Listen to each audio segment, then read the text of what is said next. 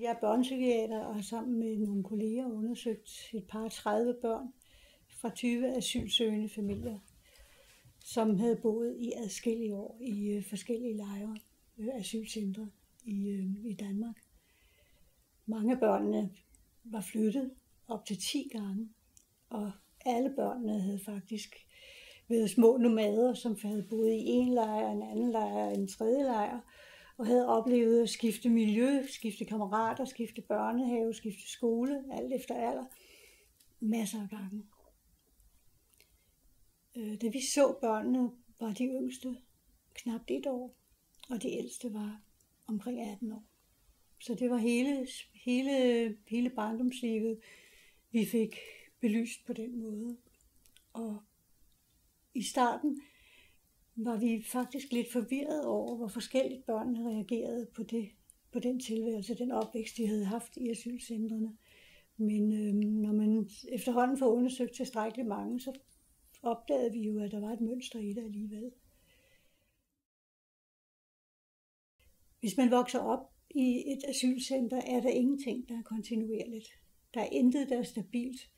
Der er en fortid, hvor familierne er blevet flyttet fra det ene center til det andet, alt efter hvilken status de har i asylsøgningsprocessen, og ja, også hvor der nu lige har været plads og mulighed. Så vilkårene for et barn, der vokser op i et asylcenter, er at flytte cirka en gang om året fra et center til et andet center. På den måde bliver venskaber revet i stykker.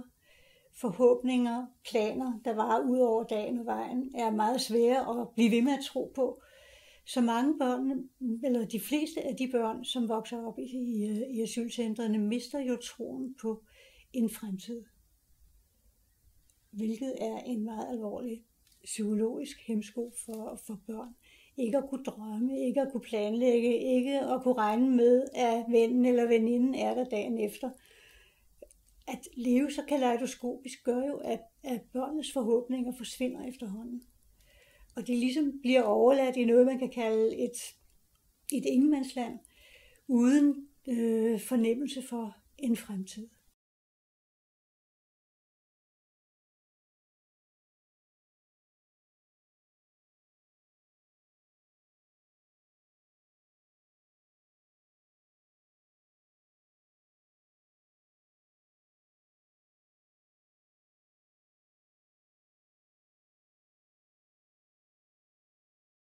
De børn, som vi kender til, som er kommet i almindelig folkeskole, har stort set haft brug for at få specialundervisning, hjælpeundervisning alle sammen. De er akkurat lige så godt begavet, som alle mulige andre børn er, men de har simpelthen ikke viden nok til, at de kan klare sig. Den nutid, de har, er enormt belastet af stress, af angst, af aggressioner rundt omkring, fordi de oplever, at mennesker i sådan en situation jo har svært ved mange gange at bremse deres vrede og deres sorg og deres fortvivlelse og panik. De oplever måske endda, at nogle af deres legekammerater en tidlig morgen bliver hentet til udvisning. Og det skaber en voldsom angst hos børnene, som gør, at de ikke har noget overskud til at investere i deres skoleuddannelse. Hvilket formentlig altså også er baggrunden for, at meget få børn bliver vurderet raske nok i gåseøjne til at kunne gå i en almindelig folkeskole. Udover det, så medfører den tilværelse, de har levet, at deres det man kalder deres arbejdshukommelse, det at kunne huske, at kunne koncentrere sig, at den næsten altid er lederet. Og det vil sige, at det er ekstra svært at samle sig om det, der foregår i en almindelig klasse. Så indlæringsmæssigt pådrager børnene sig via det liv, de må føre, et meget stort socialt handicap, som kræver enorme kræfter og viljestyrke af børnene, for at de ligesom kan komme over på den anden side og bare få lov til at lære det, de gerne vil.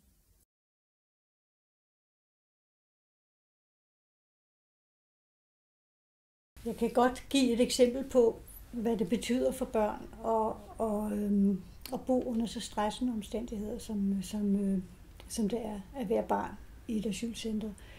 Ud fra en sammenligning med, hvad der sker med børnene, når familien får anvist en bolig uden for centret. Det, der sker, er, at børnene kan komme i børnehave, almindelig børnehave, at de kan komme i almindelig folkeskole, og at de i det hele taget ikke lever med en usynlig grænse og kan lege og kommunikere med andre børn uden for familien, ligesom alle andre børn kan. Og de børn, jeg har set i sådan nogle lejligheder, de har fået det langt bedre.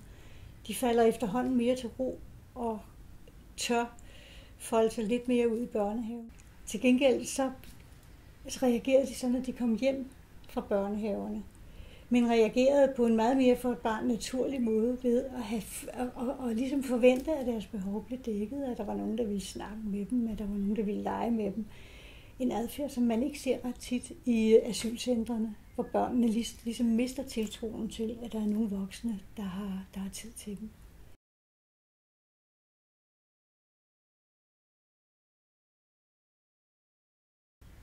Jeg kender så også til familier, hvor børnene, hvor familien har fået humanitært ophold, og hvor familien dermed får for eksempel fremmedpas, så de kan rejse en tur til Sverige med fodboldholdet for eksempel, ligesom de andre børn.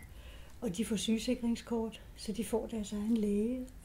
Nogle af de børn har boet i Danmark faktisk i 10 år, og har oplevet både krigen i hjemlandet og 10 år i asylcentrene.